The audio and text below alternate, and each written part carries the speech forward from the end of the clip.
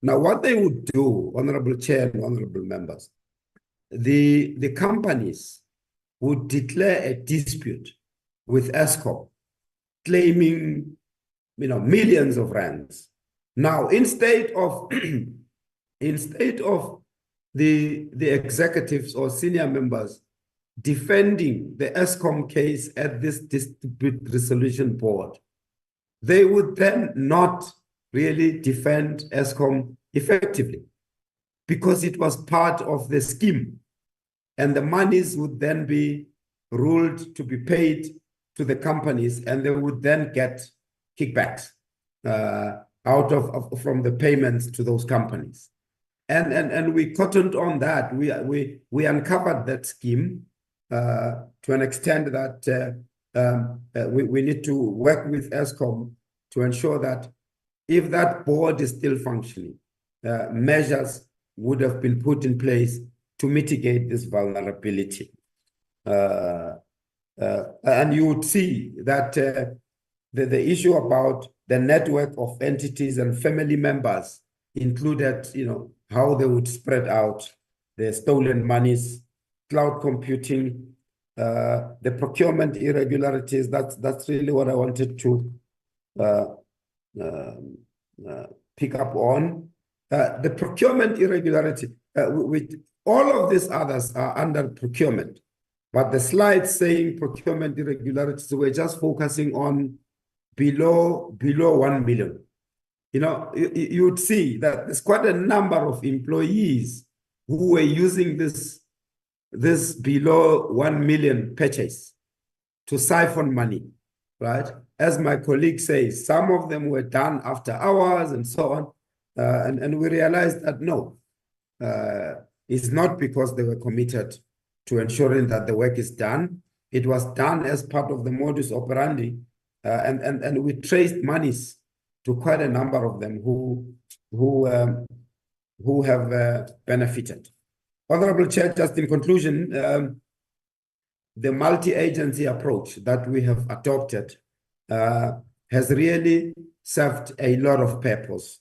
FIC ensuring that the movement of money within the banks is also monitored. We were really pleased, and it's still ongoing. Lastly, the security security company investigations. My colleague touched on the George Fivers report. This George Fivers report made headlines at the time when we started. We looked into it, and the report was given to SIU and also given to the Hawks, because the former CEO kept on saying the syndicates operating at Eskom. So that part is being investigated by the Hawks to ensure that all those criminal syndicates are uncovered. Thank you, Honorable Chair. We appreciate the time. Thank you so much, Advocate Matibi and Mr. Govender.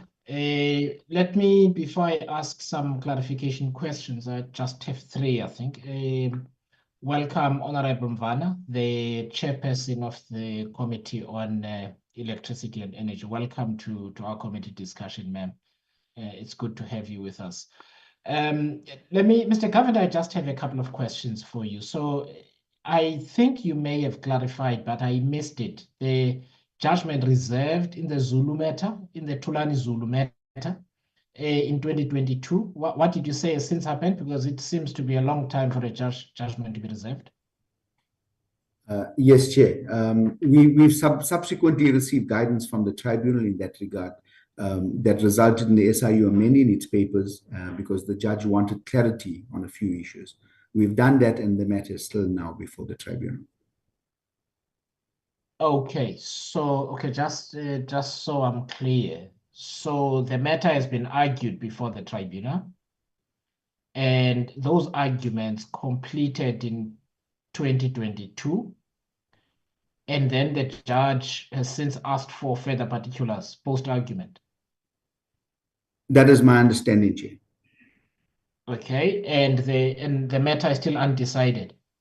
Yes, that further clarity required the SIU to amend some of our papers, based on the interlocutory application that was brought. And that has now been placed before the tribunal as well. Okay, will it then go for argument again, or are the submissions considered sufficient? The submissions are considered sufficient. They're considered sufficient. Okay. Uh, Advocate Matibe, I see your So camera. thanks. I'm raising my hand physically because I couldn't locate this where you raised the hand. I wanted to, Honorable Chair, thank you for giving me the opportunity. Advocate Vanara would be best suited. Okay, to all right. Really Sure. further explain. Please. Thanks. Yeah, please. Okay. Advocate. No, thanks, HOU. Good morning, Chair, and the honorable committee members. It is indeed correct that the matter was heard and judgment was reserved. However, I think in the consideration of the matter by the judge, he then requested the parties to further address certain aspects that were not satisfactorily canvassed during the heads, during the oral hearing of the matter, and in the heads of arguments, which we have subsequently submitted those representations, and we are awaiting the judgment. We have not been notified, and I do not anticipate that the matter will be reheard. We are just waiting judgment in the matter. Thank you. Okay, all right. Thank you so much. Then I wanted to ask, in the Econ Oil case, what does DAB mean? I may have missed it as well. I just want to be certain. Chair, that's the Dispute Arbitration Board. Dispute Arbitration Board. Okay, thank you. No, that's a simple one. And then I've got two more. I just wanted to just kind of get a further explanation on the POs issued after working hours. And if you don't mind, I'd like you to just show that slide again, because there seems to be something that is particular to a certain power station. I understand what you said about it being considered a risk in terms of overall risk management. What I need to understand is whether you were able to establish reasons for that, because it appears to be an anomaly that is not to the same extent by a mile in the other power stations. Can you see that? It's yes, I just shoots up. But why? What do you know why? Yes, Chair. Why? I would say a big percentage of these transactions is facilitated by one individual at Kusile. That individual is subsequently been subjected to a disciplinary process. We have evidence of that she's received financial gratification from the suppliers that have been identified. So for us, we were able to draw the correlation between her actions and these POs that were issued to then the gratification that she received. Okay, so that was the information I needed. So have any measures been put in place then thereafter to do you know what the pattern looks like since that individual is no longer there? Chair, it's an ongoing process. We are monitoring it, but what I can tell you is that this pattern will definitely change. It's not going to tell us now that the issue has stopped, but what it's going to tell us is that these POs were issued to the specific groupings of 1 and 2. Group 1, I can confirm majority, and Group 2, majority of the service providers have been blocked, which means they are not going to be getting purchase orders. So if you look now, the pattern will show you that there's nothing happening, but that might be like a false negative in the sense that they are actually not getting work from Eskom. That is why there's no purchase orders issued after hours. But if you look holistically against all purchase orders, we might see a different picture. It requires further monitoring and data analytics. This information is quite current. It's up to the end of December 2024. So it is an ongoing process. No, that's very recent. Basis. Yeah, no, it's very recent. So thank you very much for that. Advocate Matibi, I see your hand is up. Thank you, Honorable Chair. Honorable Chair makes a very valid point. So going forward, together with Eskom management, we need to really continue, go back to them in all of these areas to really, and with our data analytics team, who are now doing the assessment in terms of the exposures that we have seen, and they have done the analysis. Now we are going into the realm of prevention.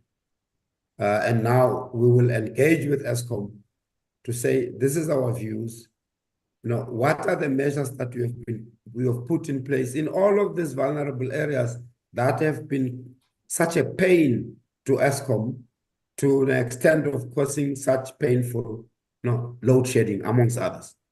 Now we need to develop a comprehensive prevention plan, and we're hoping that by now, and as I said, they've really come to the party, they've put in place some measures, but we need to, in future, when we come to the committee, be able, together with Eskom, present a picture that says, all of this has happened over the years. This is the prevention plan that we've put in place. And these are the trends that we are observing since, including what we are seeing. Thank you, Chair.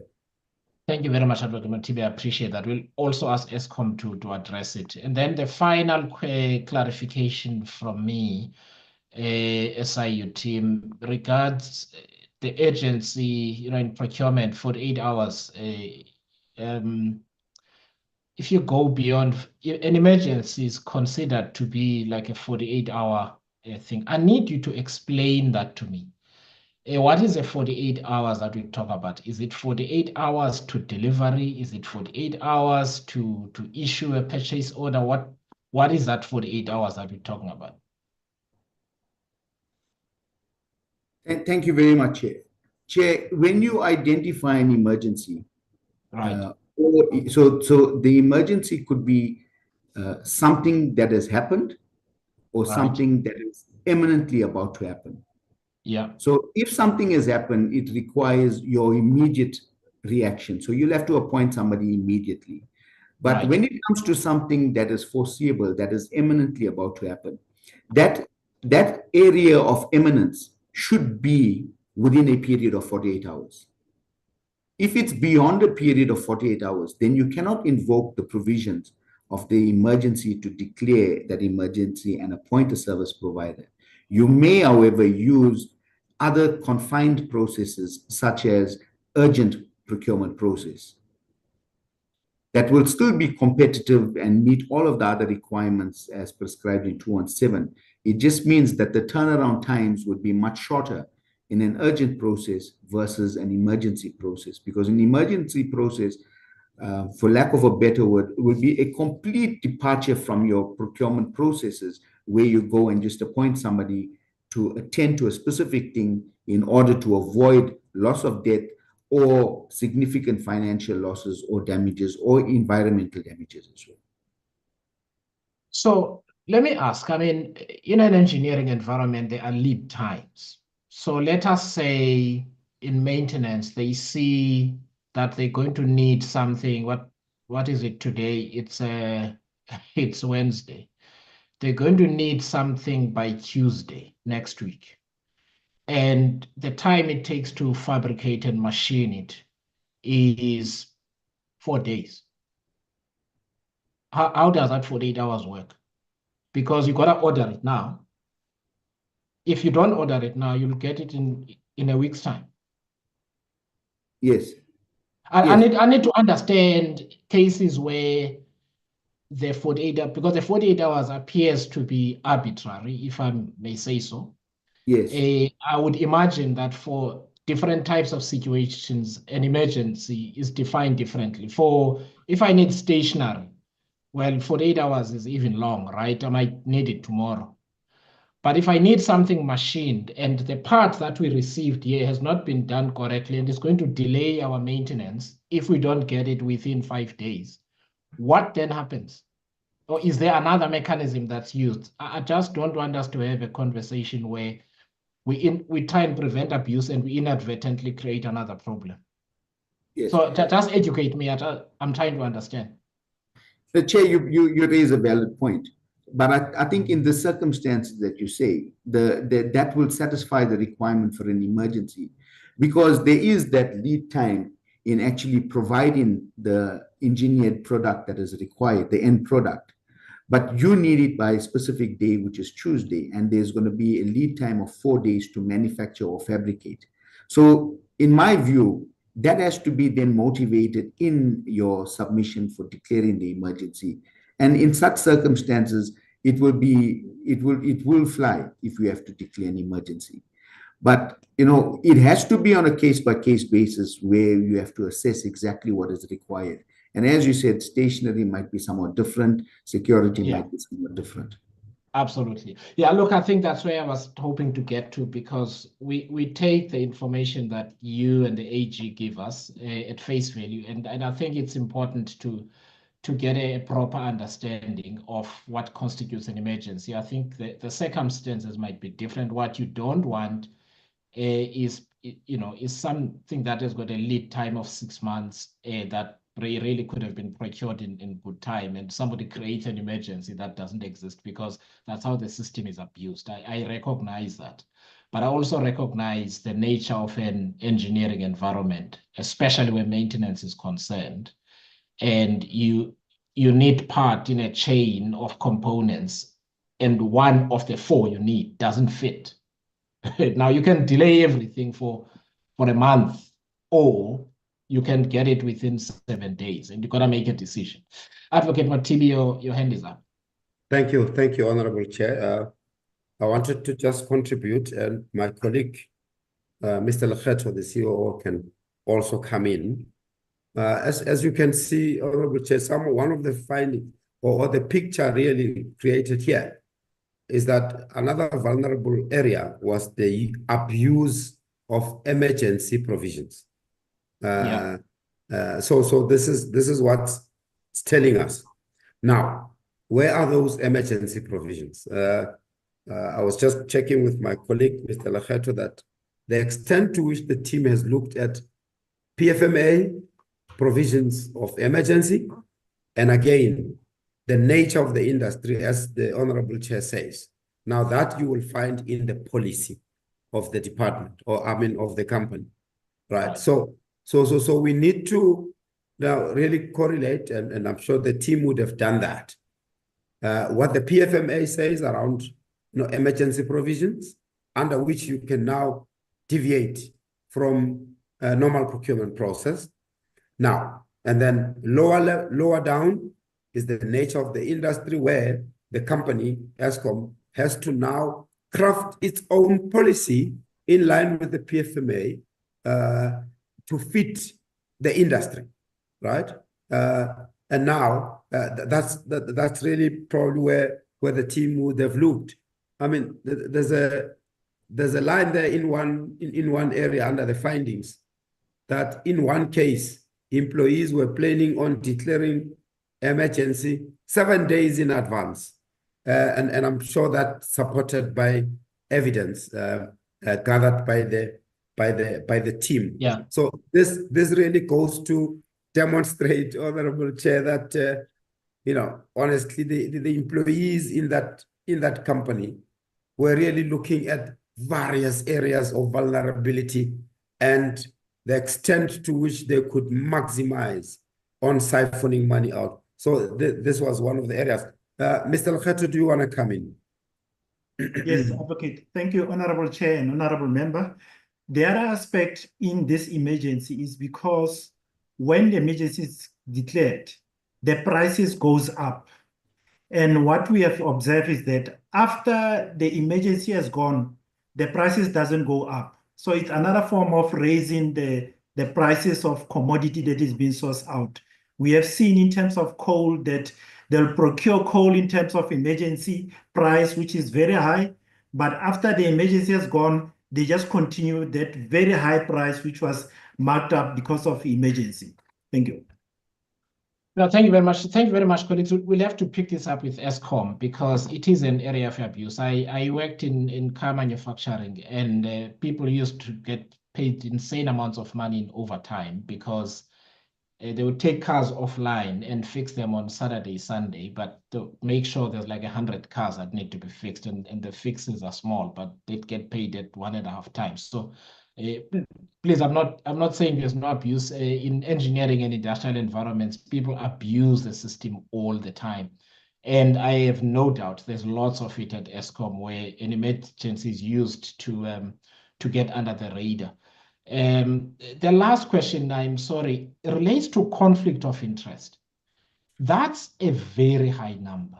Can you, colleagues, give the committee a sense of what levels of conflict of interest are we talking here? Are we talking about cases where someone is a direct shareholder, is an eventual beneficial owner, it's somebody's brother, or is it a case where there is some relationship where the employee may not have been aware, but there is a conflict?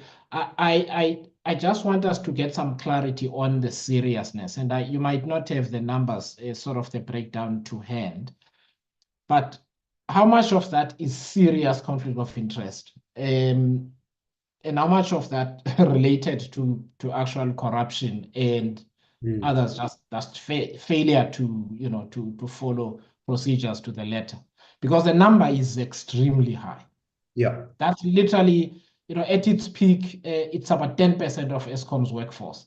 That's a lot of people. Yeah.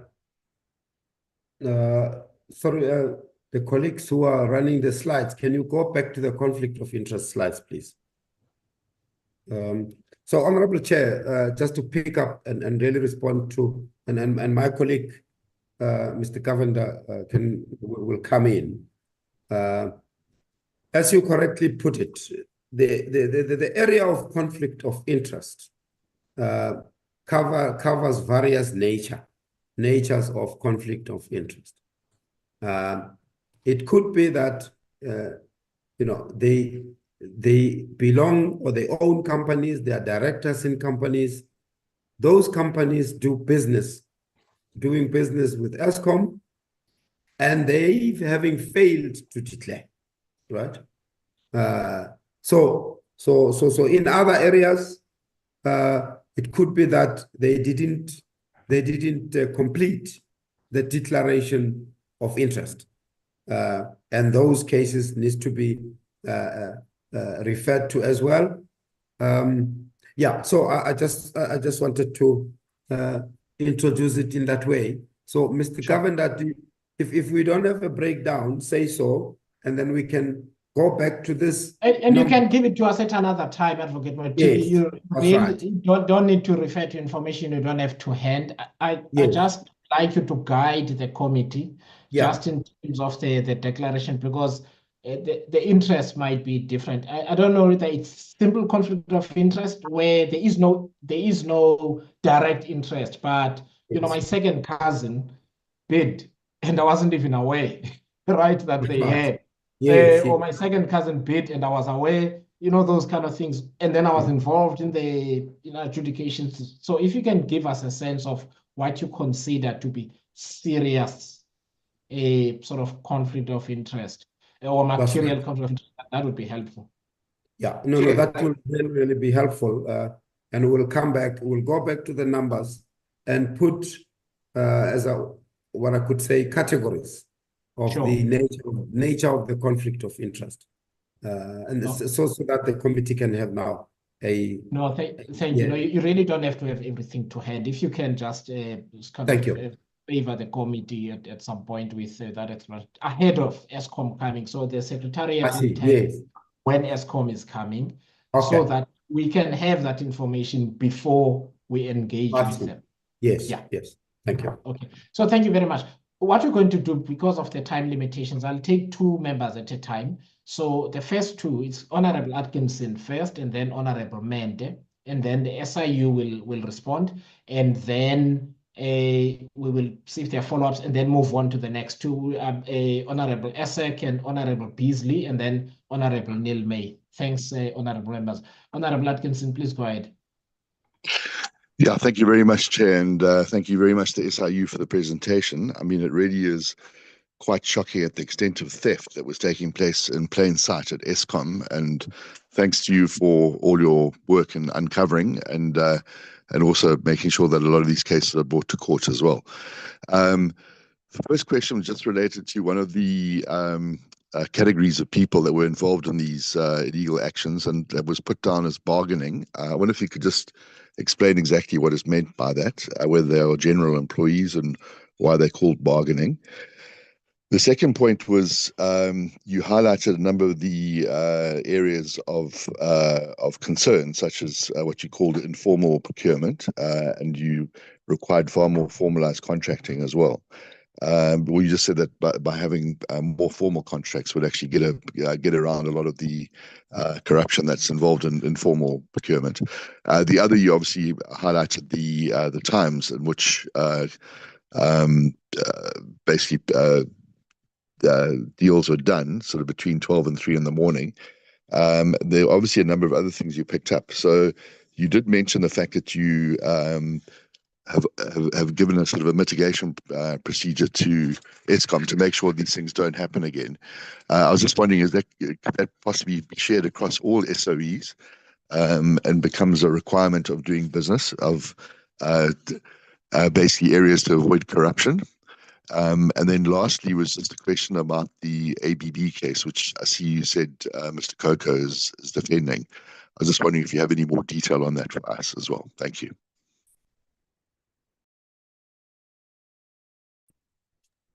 Thank you, Honorable Atkinson. Honorable Mente, please go ahead.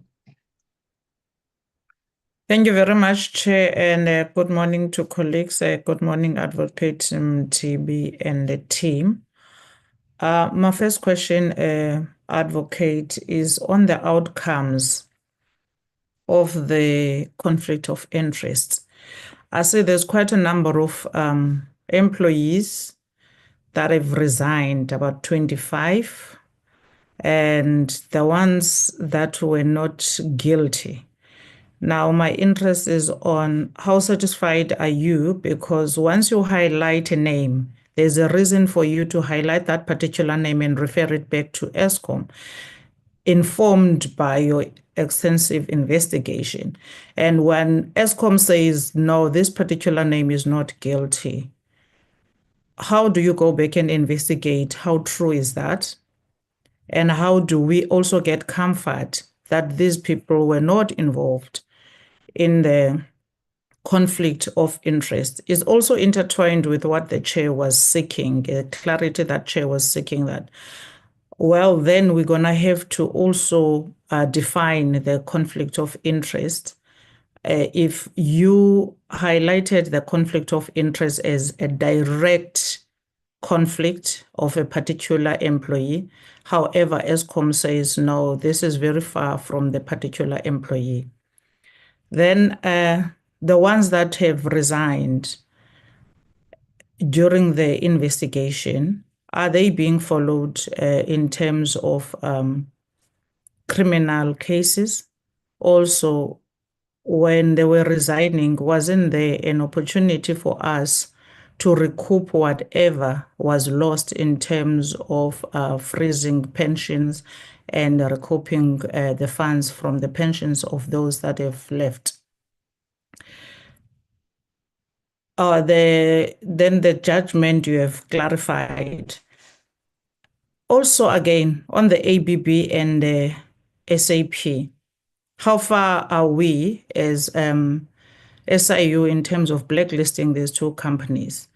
Because the extent to which their criminal behavior and activity that was taking place between these particular companies and Eskom is not acceptable, will never be acceptable. It doesn't matter how much they pay back to the state, but that level of thuggery and thieving should never be allowed.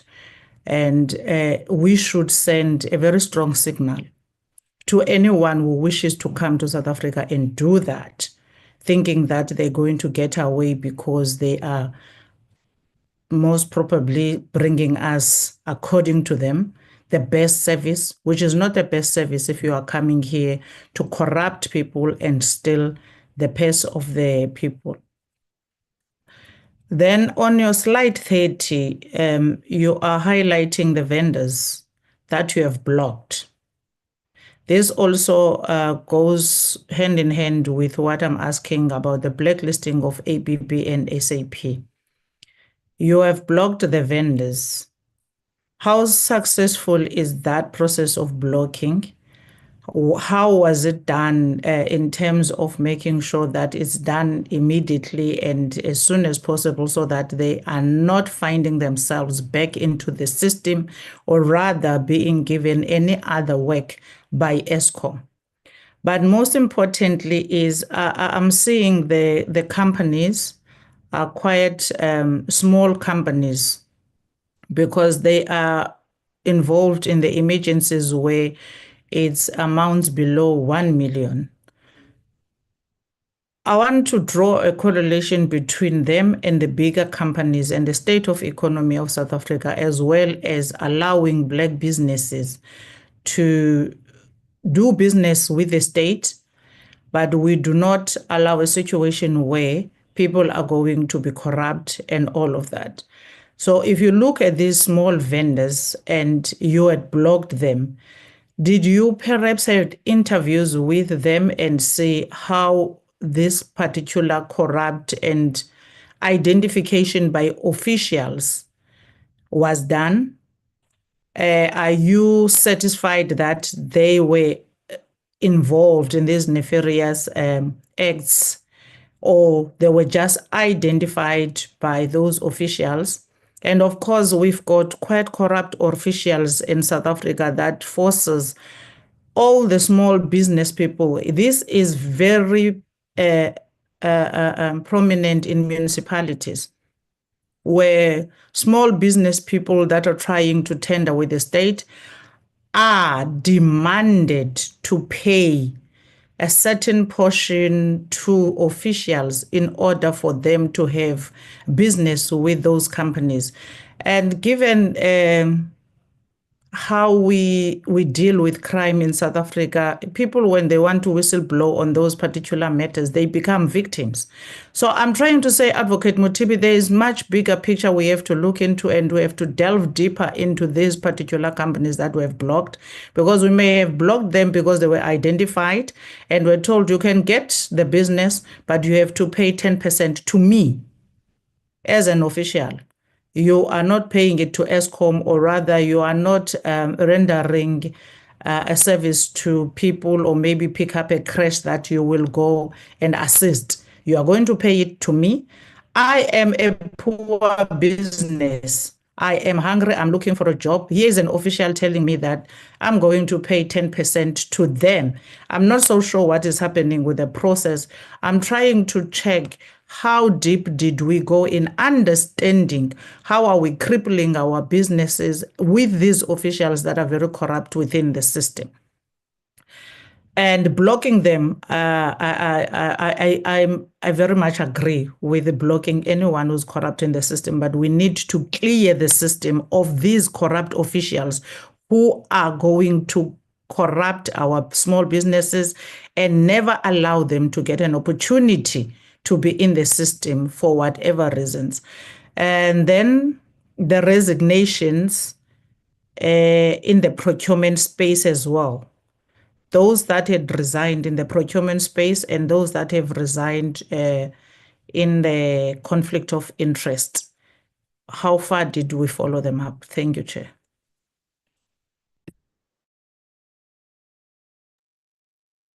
Thank you, Honorable Mente. Advocate Mothibi and your team, you can respond. Thank you, Honorable Chair. Honorable Chair, I'm sure my colleague, Mr. Govender and Mr. Lekgetho will also come in. I really want to pick up on the question raised by Honorable Mente. In this procurement irregularities space, or under 1 million, because the others are also procurement irregularities, but the ones relating to under 1 million. Our observation really is that these employees, and Honorable Mentor is right, that that's where it starts. And we must clean the system of those corrupt employees. If you look at the same slide 30, the findings clearly indicate that we have identified a direct link of money flowing from these companies through a network of entities to Eskom employees. Now, there's clear collusion there that these companies would be involved. The second bullet point under the findings is 35 Eskom employees have been identified having received more than 100 million from these vendors.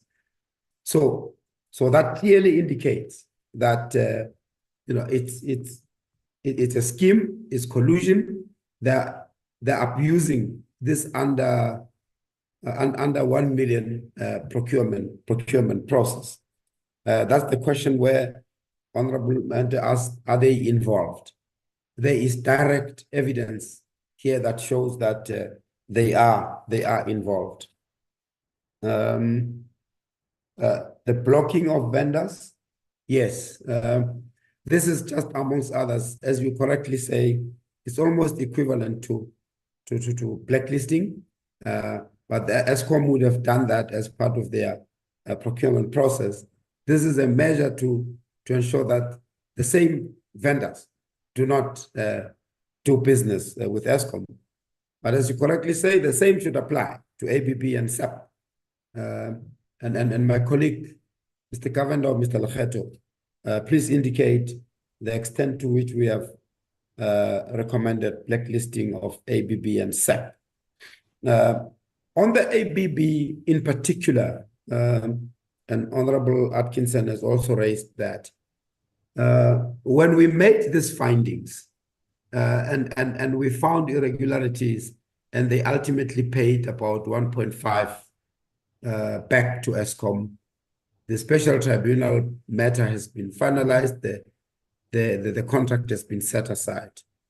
And possibly this is where Eskom could probably come in when they appear. We could also check with them afterwards. There was an arrangement of some sort between Eskom and which National Treasury gave it a green light. They okayed that ABB could still continue to do business in Eskom. We are aware of that settlement, or not really a settlement, but it's an arrangement where Eskom indicated that they still required the services of ABB. I don't have the latest information whether ABB is still continuing in the context of that arrangement, or has it come to an end? Because it becomes very critical, as Honorable Mentor indicates, that it shouldn't matter the size of the company. If they've done wrong, they've done wrong. They should be blacklisted. Now here the issue now comes, which Eskom can probably explain. Are they the only ones doing this kind of business? That Eskom cannot find any other one else somewhere. Okay. I want to deal with the issue around the referrals for disciplinary hearing in matters where other employees were found not guilty. We do reach out to state institutions where when we find out, they give us the results that these employees have been found not guilty. In some instances, actually, some state institutions would say, we didn't find that there's merit in instituting disciplinary hearing. So what do we do there is that we call on the documentation, and then ultimately we raise a question whether the hearing was really fair or not fair. But as the honorable committee would realize that so the ultimate decision would be whether to review the findings of the chairperson of the hearing or not. So up to date.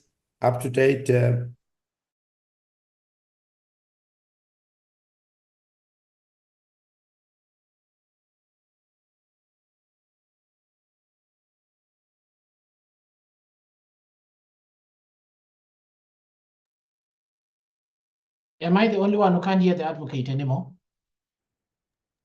We No, can't Chair. hear him. He's muted. Okay. Will Advocate Motibi's colleagues tell him that he has been curtailed?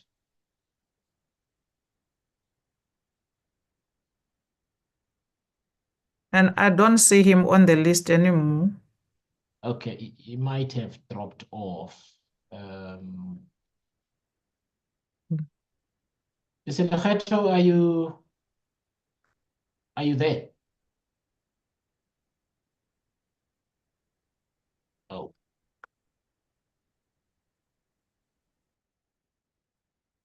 Okay.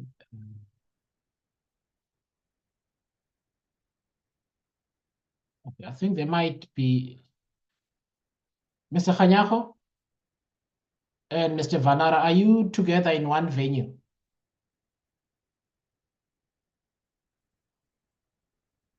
Yes, we are in one venue, but I'm using a different line. Okay, I think they've fallen off. I'm using a different network line. Therefore, I'll just have to check. I think it is the Please. whole thing has collapsed. Yeah. Yeah, please do and just update us. Thank you. Yeah, they are all not here, Chair. Okay.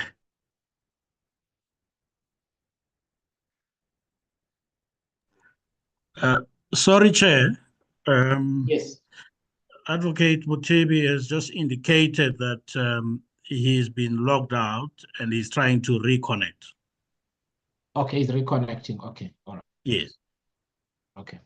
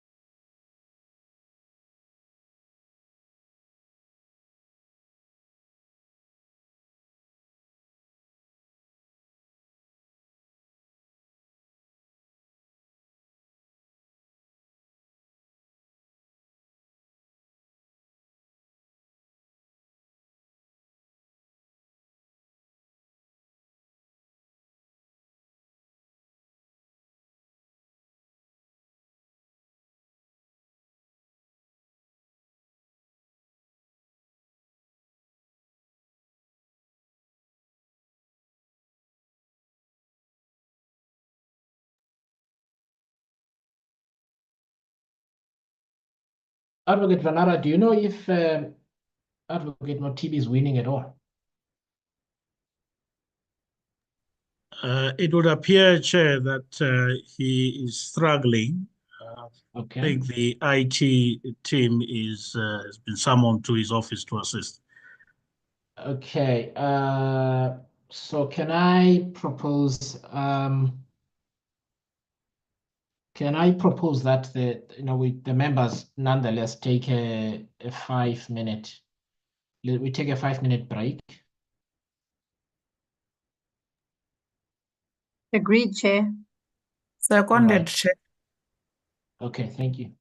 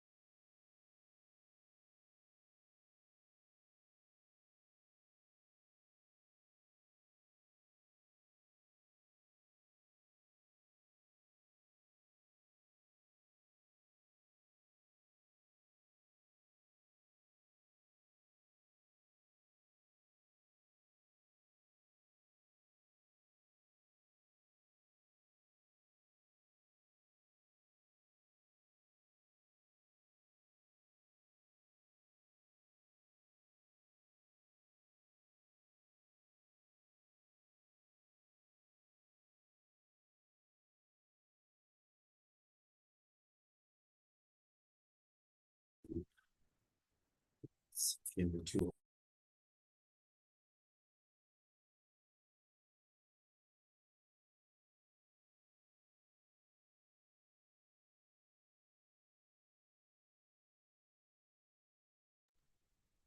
Chairperson, Yeah, so who's speaking? this is Mr. Khanyago.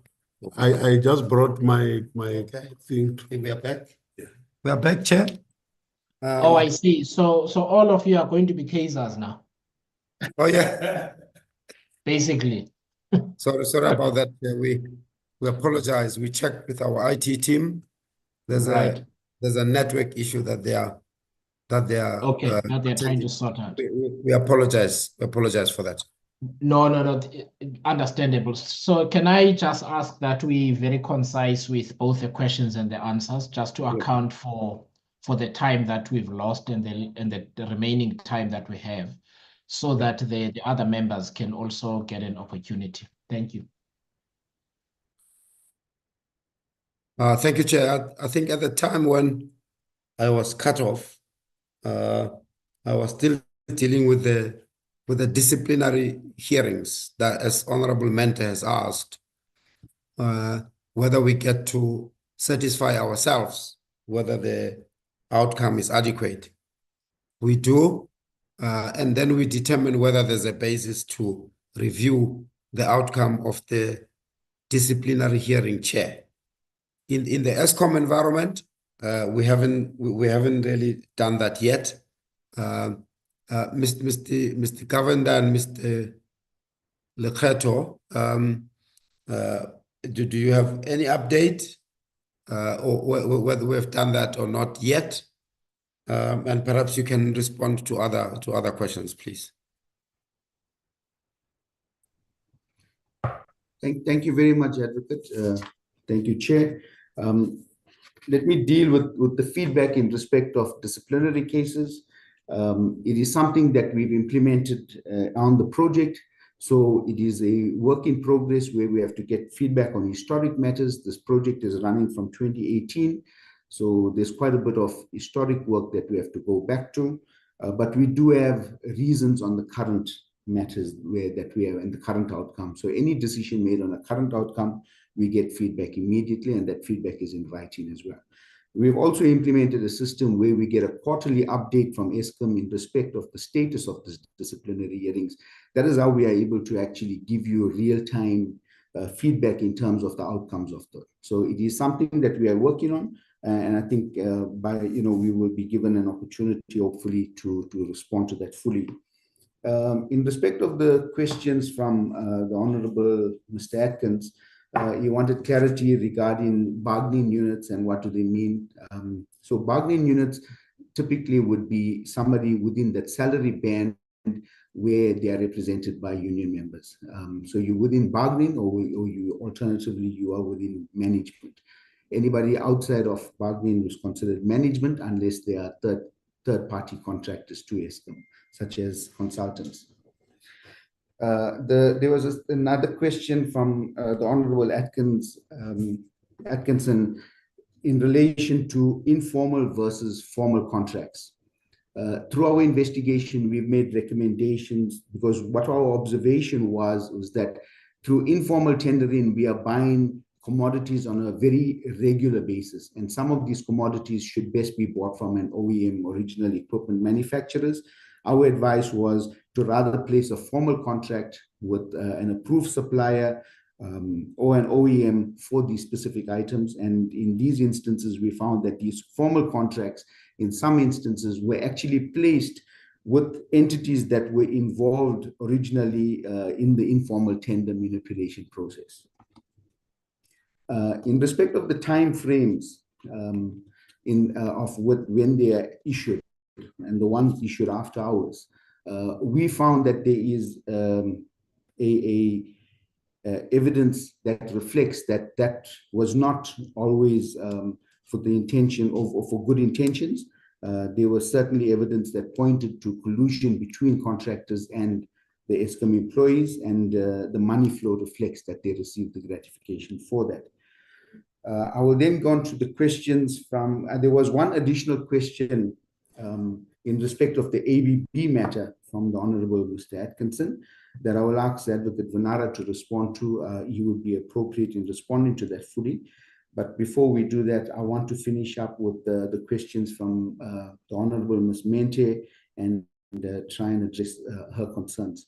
The outcomes in respect of the conflict of interest, specifically the not guilty matters, I think Advocate Mutibi has addressed those issues, but it is something that we will get feedback on and hopefully provide that feedback. The resignation and whether employees that have exited Eskom, whether we are pursuing them through the NPA, we have made the referrals to the NPA, and it is for the NPA to pursue them criminally. In respect of freezing of pensions, in many instances, these Eskom employees would have either resigned from Eskom prior to us making the disciplinary. So we could have conducted an interview with them. They probably had a sense of what the outcome of this investigation would be, and they then decide to resign. Unfortunately, at that stage, we have no mechanism in place to keep them within Eskom. What we have started to implement now is that Eskom applies the contractual obligations of the Eskom employees, where you have to serve out your notice period. And we hope to conclude a disciplinary process within that notice period. It's not always possible, but we try to persevere in that regard.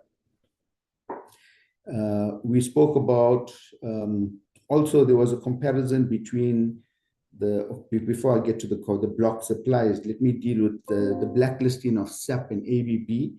And whether we've made a referral there. I can confirm that the SIU has made referrals to Eskom for supplier reconsideration, which is a blacklisting process. The blacklisting process is an administrative process that Eskom has to now comply with to ensure that they are legally sound as well when they make those decisions. In terms of slide 33, we also refer to blocked vendors. And whether these are small companies, I disagree with that statement that by no means are these small companies. They may be participating in low value tenders, but if we look at that slide 30 as well, it tells you the values associated with these tenders. We're talking about 1.8 billion rand between 2020 and 2024. Then we talk about 1.7 billion rand in the same period. So by no means are these small companies. It's just that they found a mechanism to participate in that small space. So it's kind of pennies on a dime kind of basis, where on a scale of economy, you can see that it's much larger. These are big companies.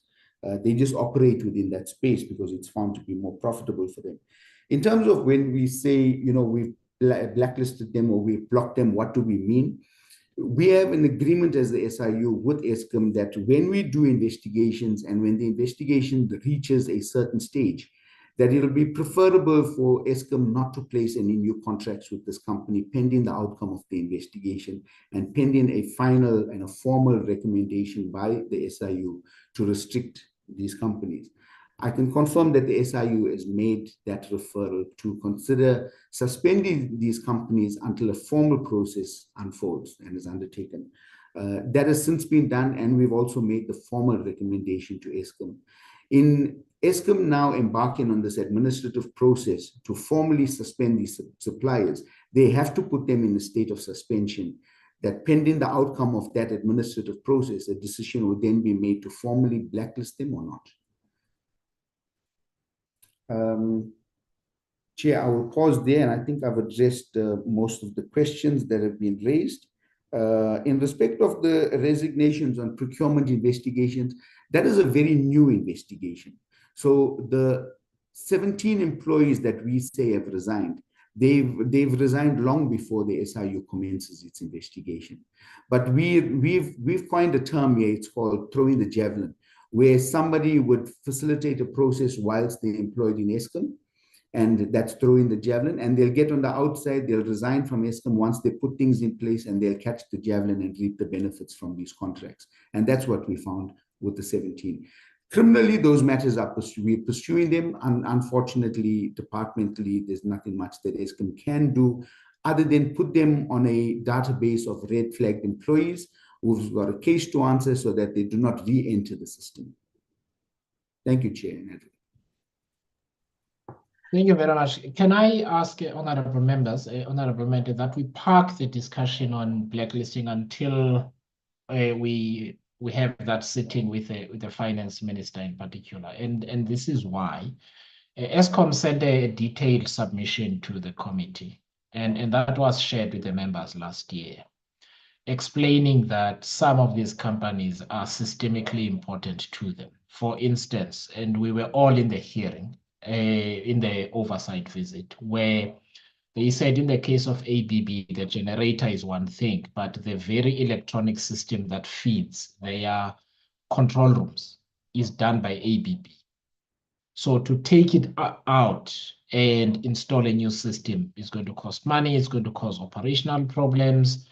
And in some instances, there is a combination of hardware and software that means you have to just undo the entire system. That costs money, it's got implications. Similar with SEP, SEP is used by various state entities. Now, when you remove a system like that, it costs money, you've got to send people for training, it costs billions of rand, and if you're going to do it across the state, it's going to have implications. The question we have to answer as an oversight body is what is an appropriate way to move forward, which also does not have unintended negative consequences for the very delivery of services that we're talking about. We have to discuss that with the executive. It's got cost implications. I think there needs to be a general policy that we have right across government, so that we also don't have this conversation in drips and drabs with 35 entities that come to parliament, where you're going to see some of the same suppliers cropping up all the time. So I've asked the minister to speak to that specifically, because ultimately, I think it's Treasury that has to do the blacklist, the ultimate blacklisting, and let's hear from them. Can I just take the remaining members together, if that's okay, because I'm really looking at the time? And can I ask that we make the questions concise, and I ask the SIU to make the answers concise as well, but don't cut corners, but make the answers concise. On my list here, I have, and this is the order, so I will not intervene between you to save time. So there's Honorable Esek, you will go first. Honorable Beasley, you'll be next. Honorable Neil May, Honorable Kosana G, and Honorable Milham. So can you please just go through your questions? I will not intervene in between. SIU, please take notes, and then afterwards we deal with an answer. And where there are overlaps, you will then deal with them thematically. Thank you.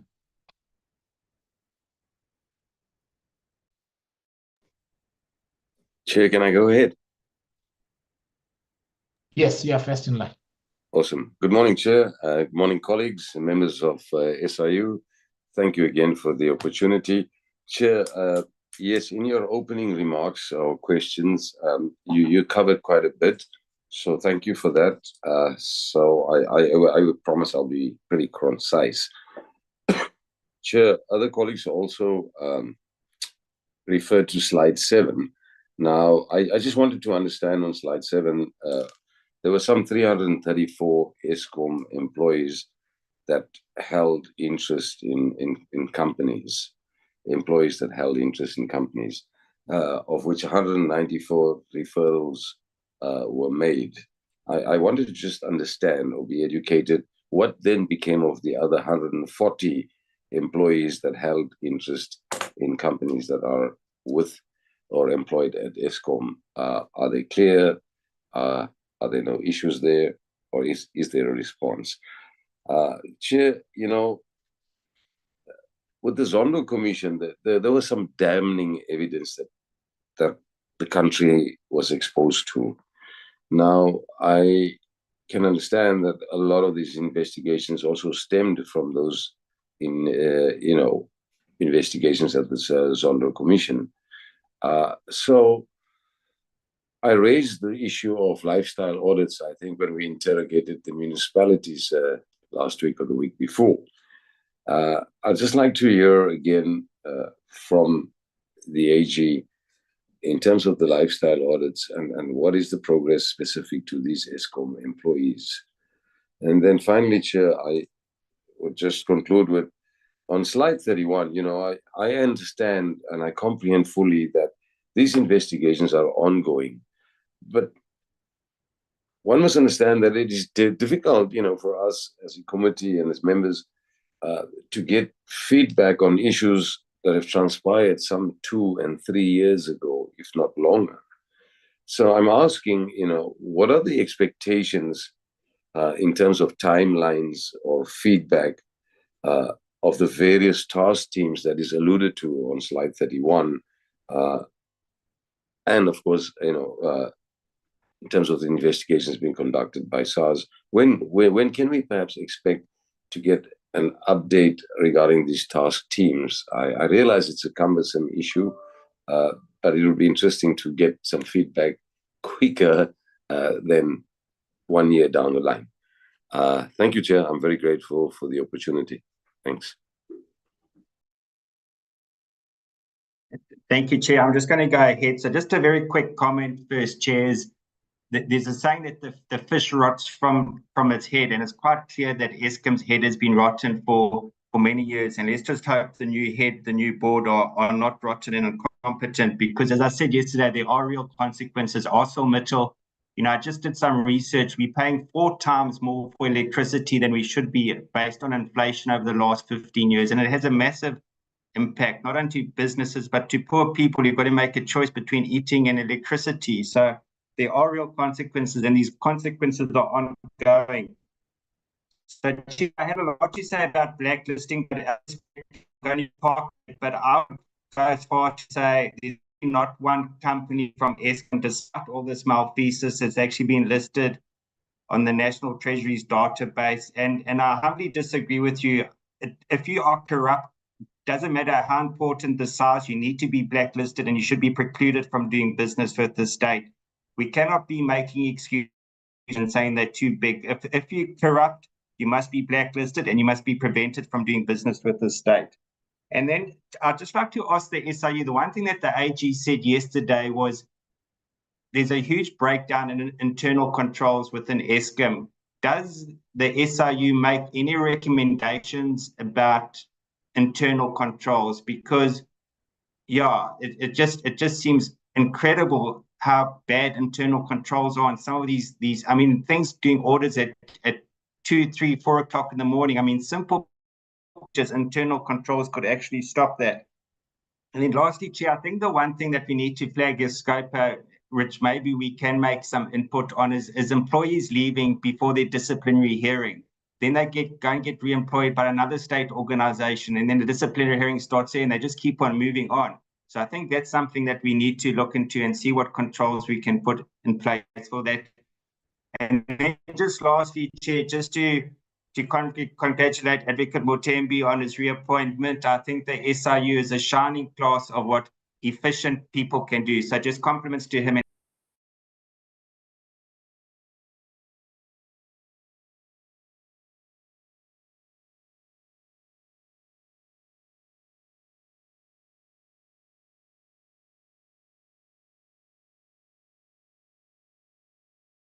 Honorable Nilmay, you are next. Yes, thank you. We are still good morning, Chair, and good morning, colleagues, and good morning to... Seems to not be on. Yes, I am on. Oh, you are. I am. Yes, I'm here. Yes. Yes. Oh, you want to see my camera? Here we go. I can't see the camera. Go ahead, please. Okay. All right. I can't see me on the camera. No, that's fine. No, go ahead. I think go ahead and speak. We lost you for a while. Okay. Thank you so much.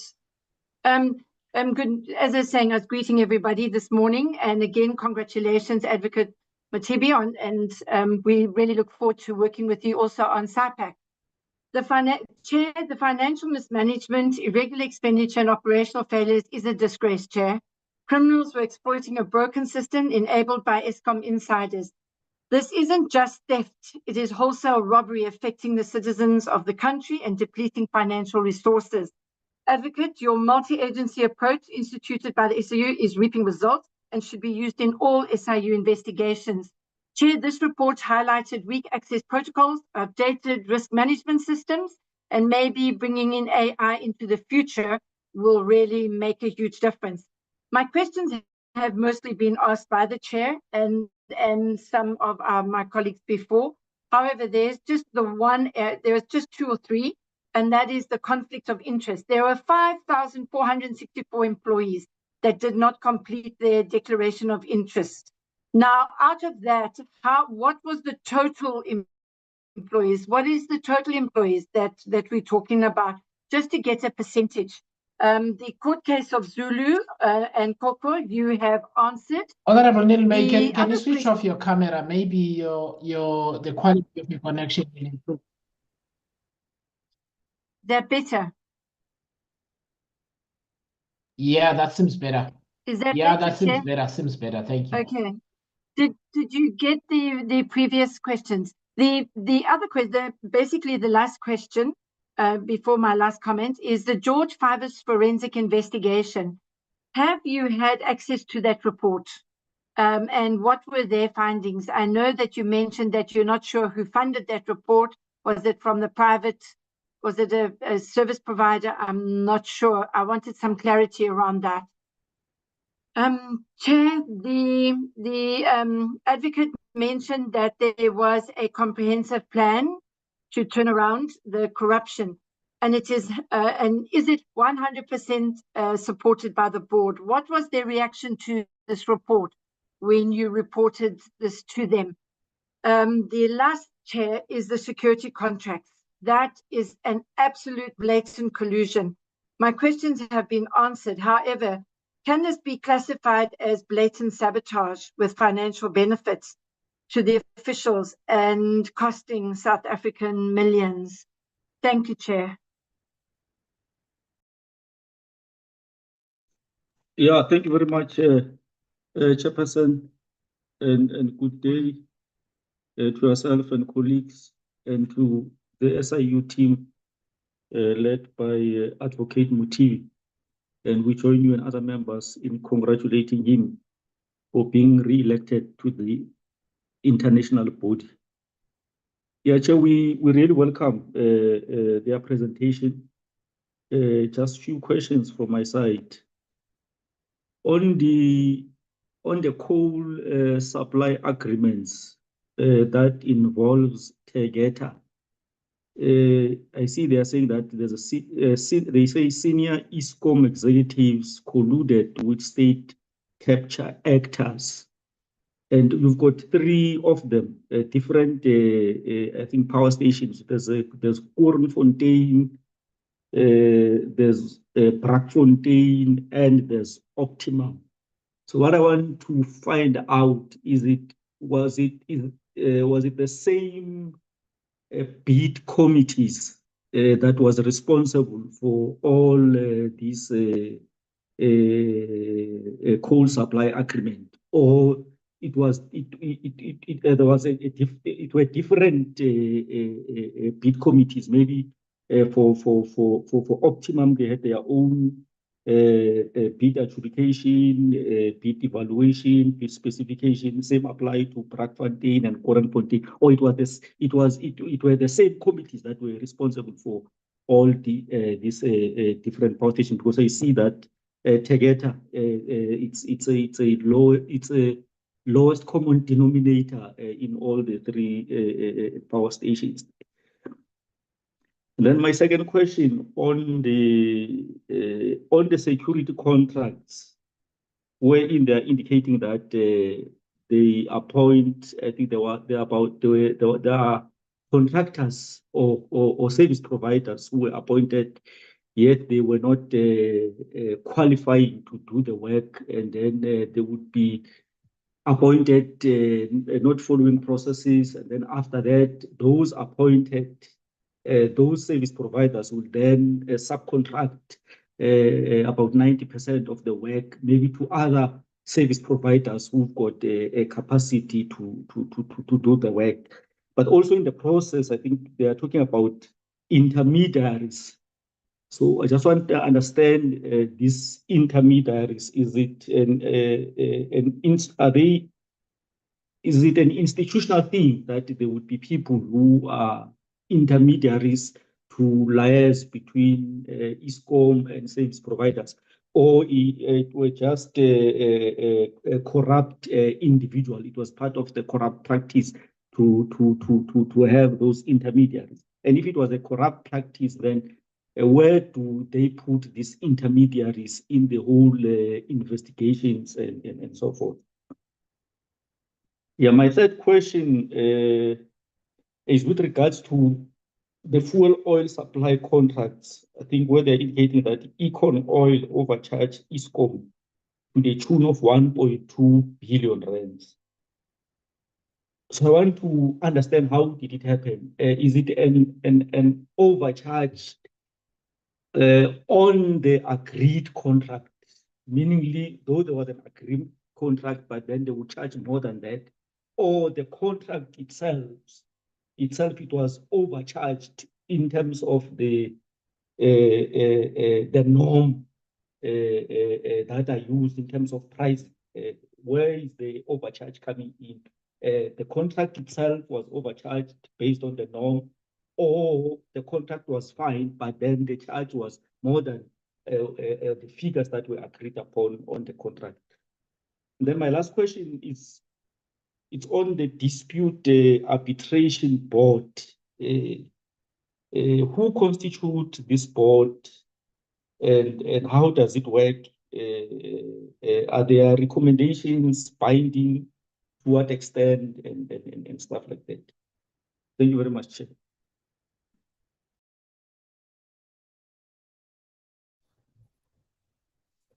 Thank you, Chairperson, and good morning to colleagues. I'd also like to thank Advocate Matibi and the SIU team, and I'd also like to welcome Advocate Vanara back to Parliament, because much of what we're looking at here today is as a result of work that he was involved in under the initial Eskom inquiry in the Portfolio Committee of Public Enterprises.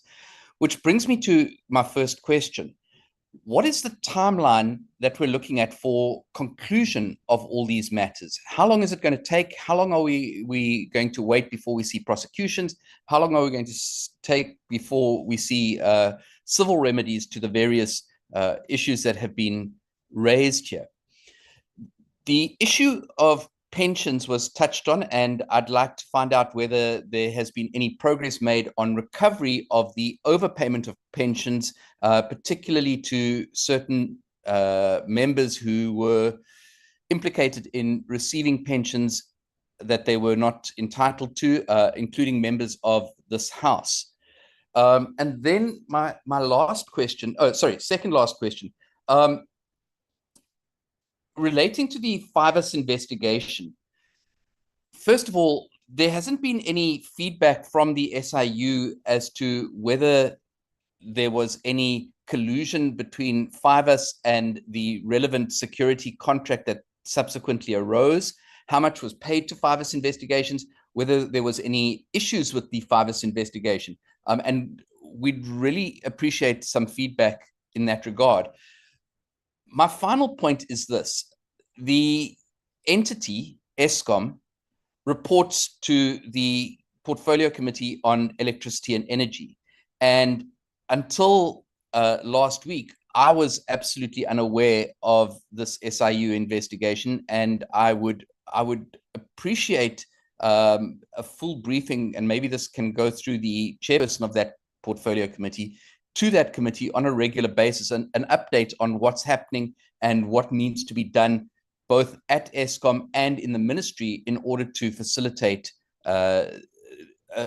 proper checks and balances and proper good governance in Eskom. So if that could be facilitated, Chairperson, I would appreciate it. Thank you very much.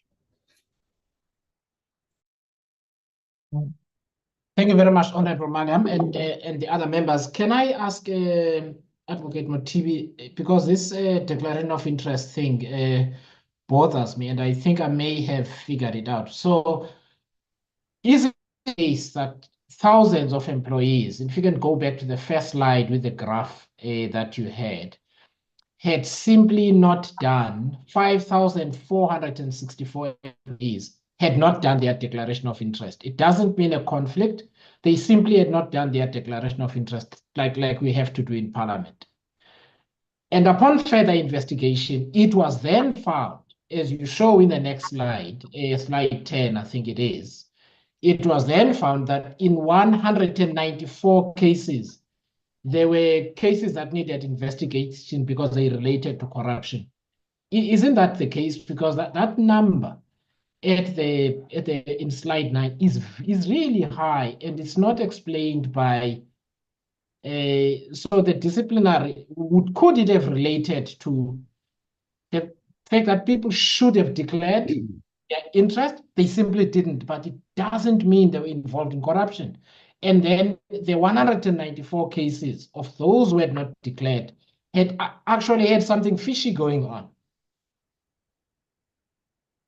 You can answer together with in the queue. I'm just trying to figure this out because it's just not adding up for me. No, thank you, Chair. I just really want to give Mr. Governor the opportunity to unpack this conflict of interest graphs. But Chair, you're correct. You're correct that the 5,464 is those who failed to declare, right?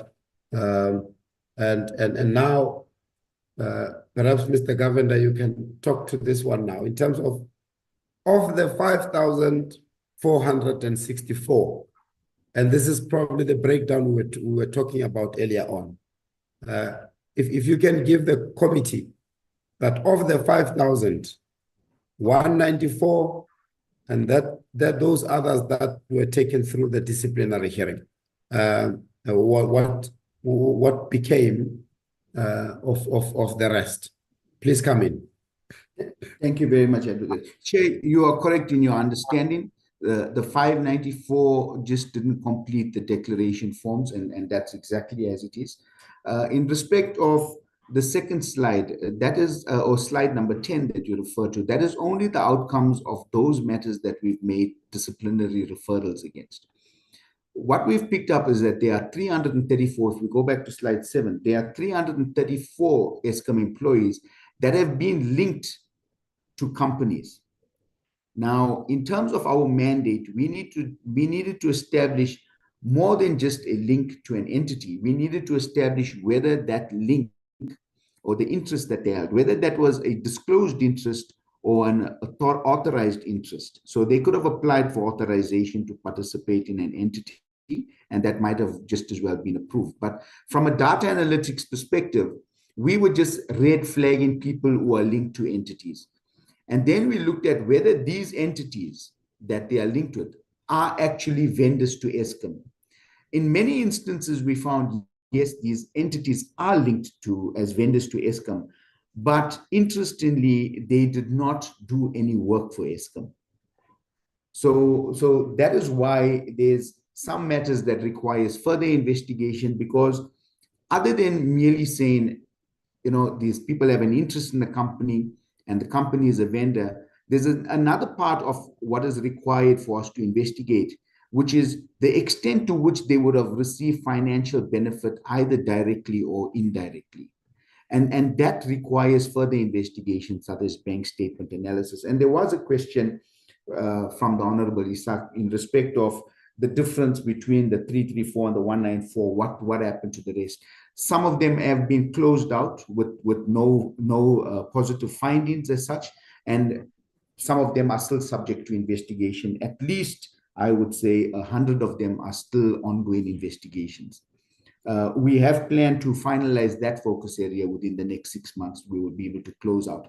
But what we must be mindful of is that this is an ongoing thing. There are people coming and leaving Eskom. So with natural attrition, the organization is growing and shrinking.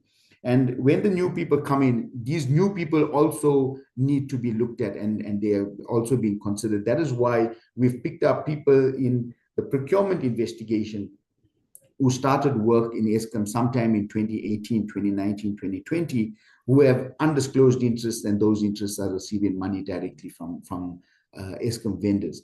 And that cases that we have in relation to the procurement investigation is not a double dipping in respect of what we found here. These are separate Eskom employees and separate entities that we've identified.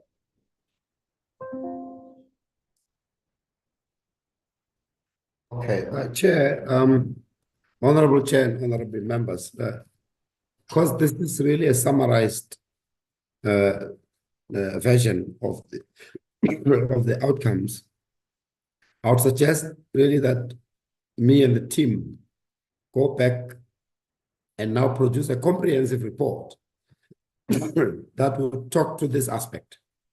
And then it will say 5,464 failed to declare interest. Excuse me. And now there's this 194 that was referred and 334 and so on. So what we're asking is if we can be given an opportunity to produce an overall report on this subject and present it to the committee. No, Advocate Matibi, I think you've sufficiently explained. Honestly, I don't think you need another report. I think the question has been properly answered and that suffices. Okay, no, thanks. You can proceed to the other questions from the members. Okay, Mr. Governor, if you can proceed, please.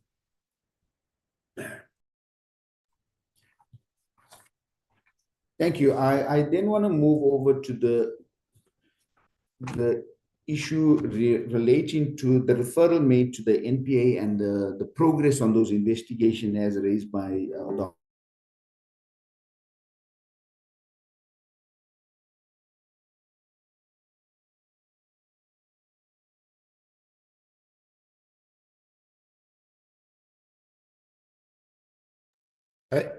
I don't know if it's only on my side, Chair. I can't hear Mr. Governor.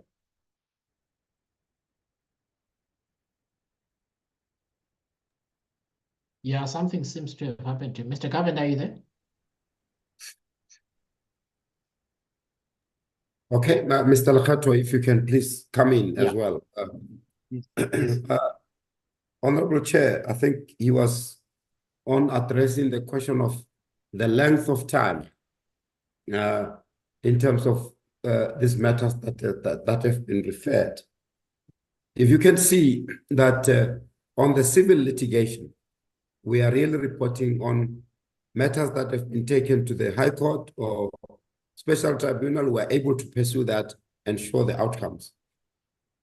On the NPA matters, we really can determine the length of time it will take to finalize those matters. And that's why it's always helpful that the NPA from time to time come and really indicate to the committee on how far they are. I know that there's various matters that have been enrolled in various courts. So at this stage, it's a bit difficult for us to say on the criminal side how long matters will take. Now there's an issue around employees leaving the organization, before action is taken against them. And this is raised by various honorable members. While we try our best to get the information when employees resign, I mean, my colleague, Mr. Govender, said, we interview these employees and they probably become aware that, there might be actions against them, and then they immediately resign. So in that instance, we depend on the state institutions to inform us timely, like they do on others, to inform us that this person has resigned, so that we can take actions. But also from our side, we need to be in a position where we continuously check with the state institution concerned when we go back to them with the names of employees that we have interviewed and so on, and we deliberately ask them to really monitor when they resign and inform us.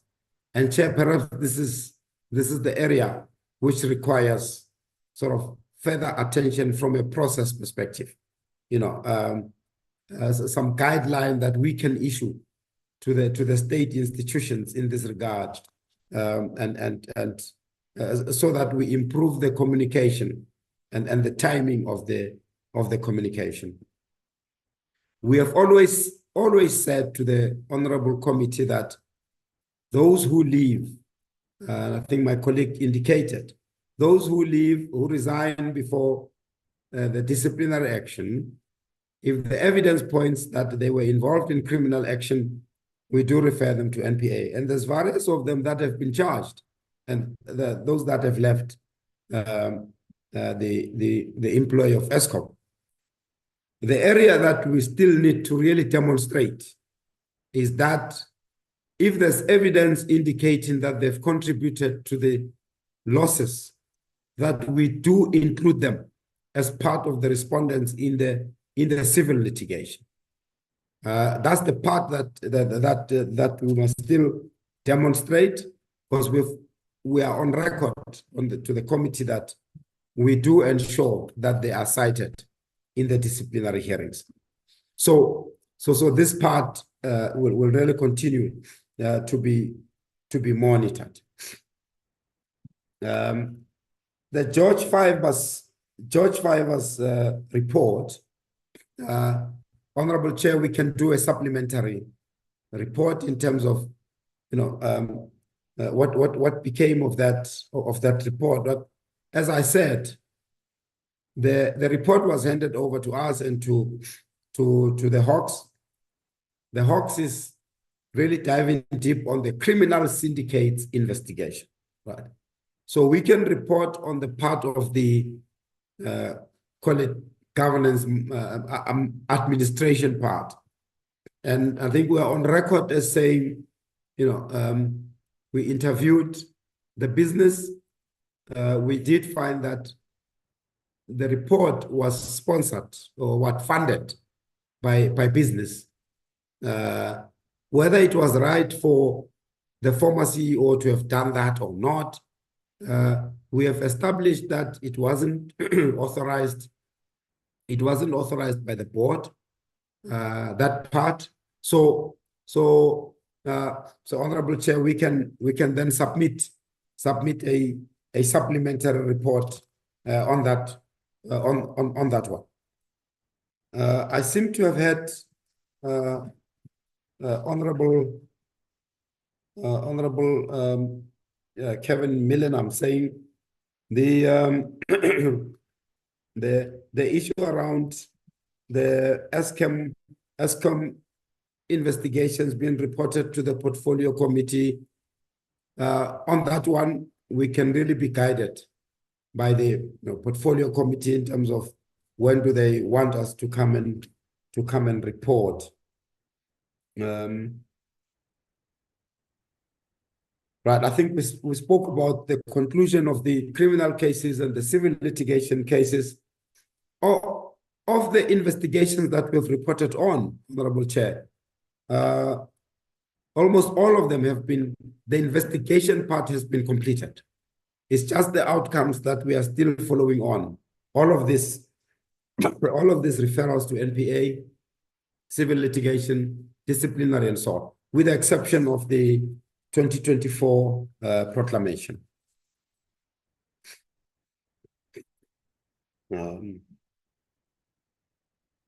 I think the issue of blacklisting, Honorable Bisley has raised it. I take it, Honorable Chair, that this will be addressed with Eskom in terms of the need for the service vis-a-vis the findings that we've made. You know, to what extent do they keep them in the system?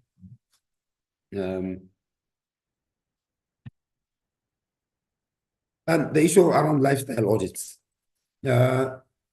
Lifestyle audits, I was hoping that my colleague would be back Mr. Governor, we've conducted some lifestyle audits at Eskom. Mr. Lekgetho, are you able to indicate? Advocate, I'm back. Okay. Can you please address the lifestyle audit? Yes, thank you.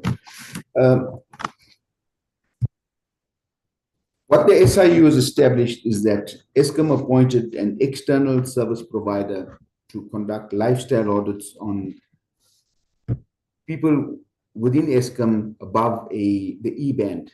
So if you're within or above the E-band, which is typically your management sphere, they would be subject to an audit. That investigation was done externally, and the findings in respect of that investigation was submitted to the SIU for further investigation. We've reported on that in slide, I think it's slide 7 or slide 8, where we say there's been 34 matters that have been referred to the SIU from that space, and subsequently we've made 11 disciplinary referrals, and there's 2 matters that are currently under investigation, and there was some matters that have also been closed out as unfounded. So we've been able to verify that. But the nature of the external investigation is one of where somebody would actually cooperate and provide information to the external service provider, and then they would do an assessment based on that. And people were flagged on the basis of not fully compliant, or there's no full disclosure or partial disclosure, and on that basis they were red flagged. There are ongoing discussions between the SIU and Eskom in relation to whether there was a need for a more fuller lifestyle audit to be conducted. And whilst that discussion is ongoing, we've also identified the need for the high-risk employees of Eskom to start being profiled. And that is why we've started to image just over 500 laptops of those identified people. So it's generally people in the senior management space, as well as people involved in procurement in Eskom across all work streams that we've done that on. Thank you, sir.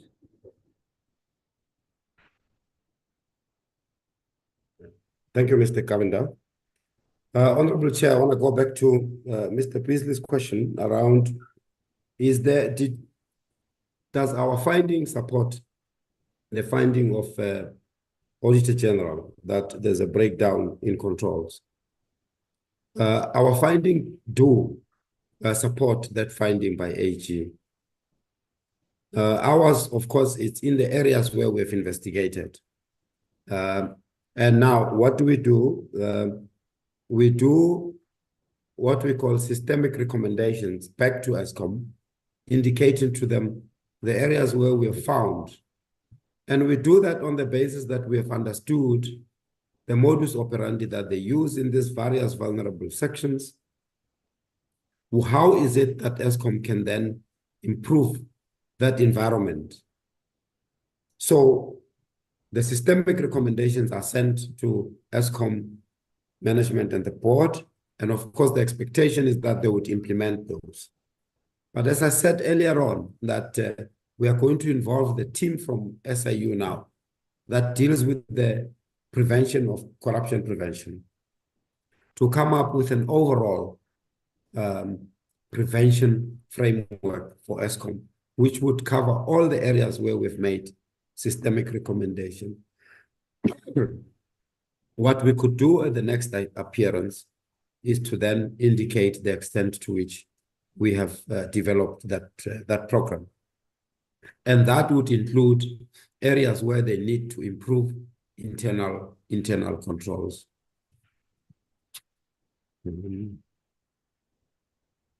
Honorable Chair, I want to pause here. If we have missed any question, we can respond to it.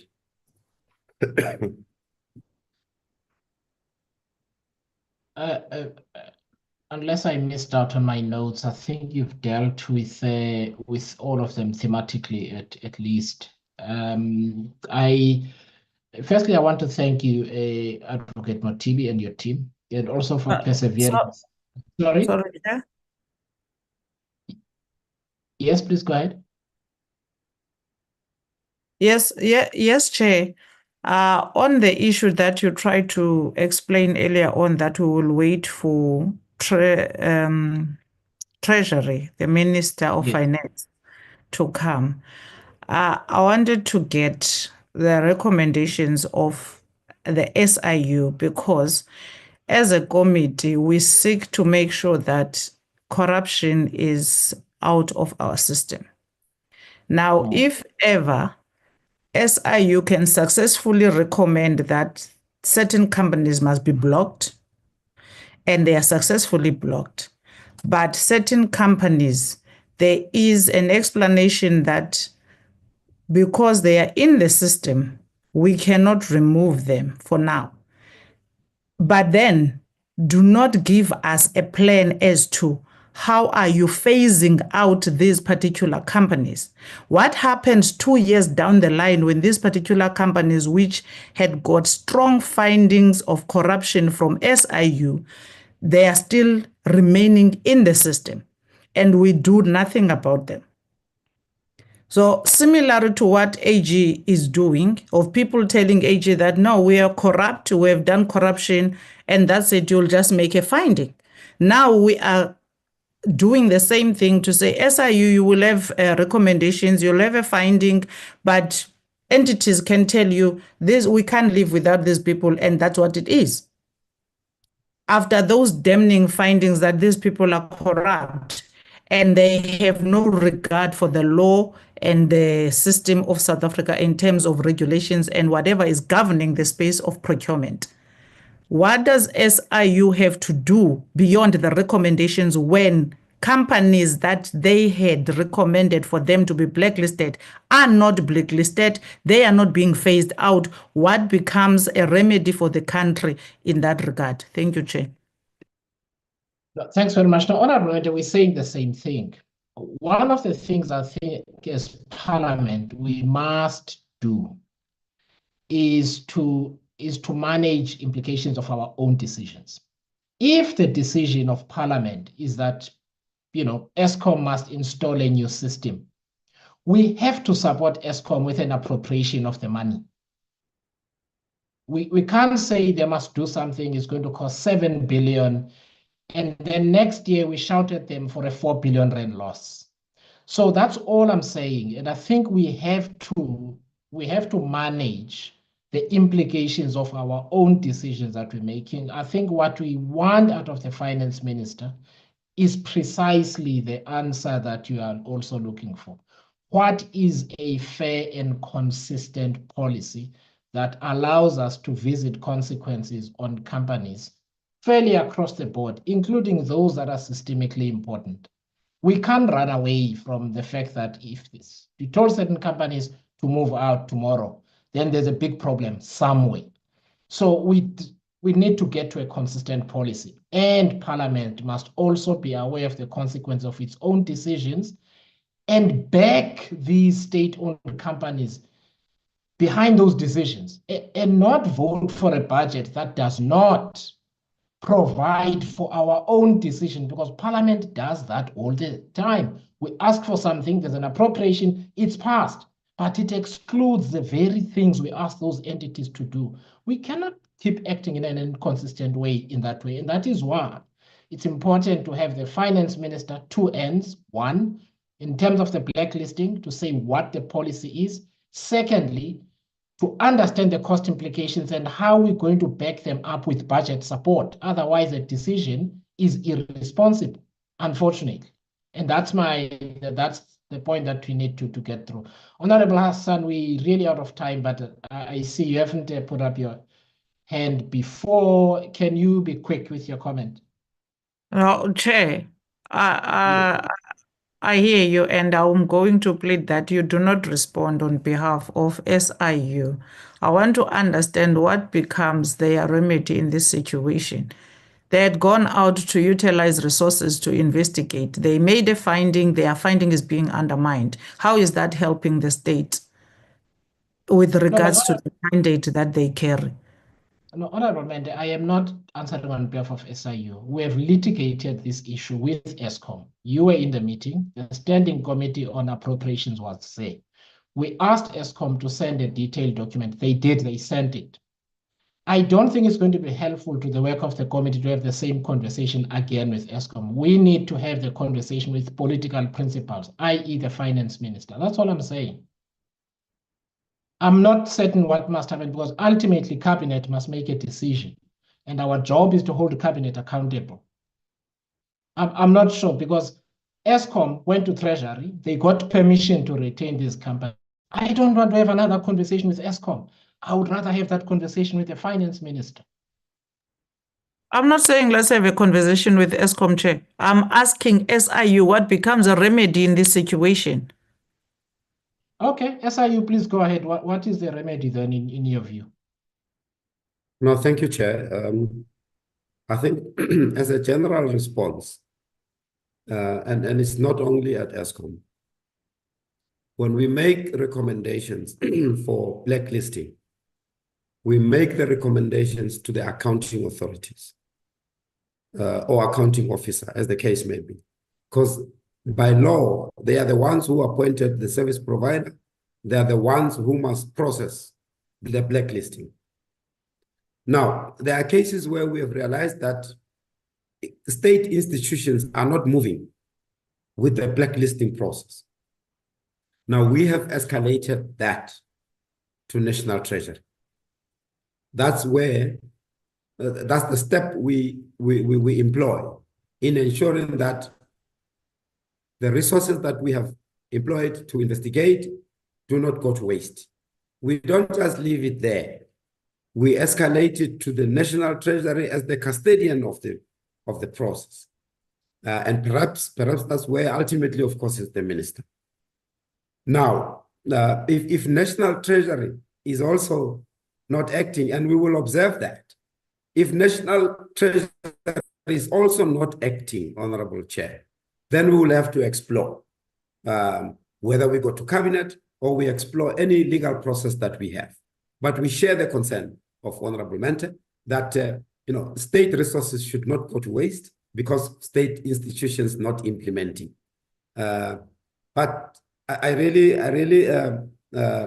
look forward to the committee, although I won't be there probably, engaging the Minister of Finance because that's where the escalation goes.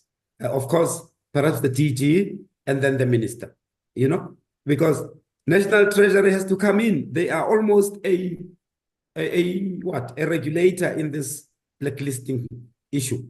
They must say, when state institutions are not moving, right? What is it that they do based on the escalations that we have made? And of course, they will address those unique instances where there's still a need for the service and. Thank you, Chair. I hope I've helped the process. No, thanks, Advocate Mothibi. I think that since you escalate to Treasury, the problem is there. It's only fair that we then have the Finance Minister to answer. Honorable Hassan.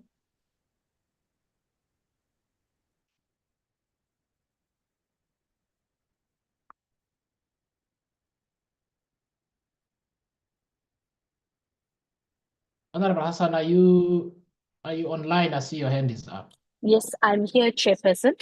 If I can be allowed to pose my question very quickly. Yes. Thank you very much, Chair. I think a lot of issues have been covered around some of the declarations and all of that. I'm clear. I actually wanted to ask about some of the remarks that were initially given at the beginning of the presentation by the SIU relating actually to some of the fraud and some of the illegal connection work that may not necessarily be in the mandate, but was spoken about as a potential future point of collaboration and work that will be done. So I just wanted to pose that because on the other questions I am covered. Thank you. Thank you very much, Advocate Mothibi. And may I ask, because it also came up in the Auditor General presentation. So I don't know if you had opportunity to have a look, but it's an important question. So please go ahead. No, thank you, Chair. And I really appreciate the question from Honorable Hassan. Yes, in our continuous engagement with Eskom, of course, we do get continuous, whistleblower referrals and so on. And some of them would point to issues that are attendant to Eskom at the moment. I referred to the media report around the issue that Eskom is now tackling around I think they call them tokens, and the fraud and the corruption in that space, where people interfere with meters and so on, and in the main being Eskom employees. So what do we do now? The team will probably put together what we have received and what we have observed, and then we'll engage with the Eskom management, and then explore the need that we can possibly pursue a separate proclamation covering the new areas. So that's how we will deal with the new areas. Chair, thanks. Thanks very much. It's also an area, Honorable Hassan, that we're going to ask Eskom to respond to specifically in their submission to Parliament. We will let the Committee on Electricity and Energy know when that date is later on during the day. But we have agreed a date with Eskom. Honorable Atkinson, is that an old hand?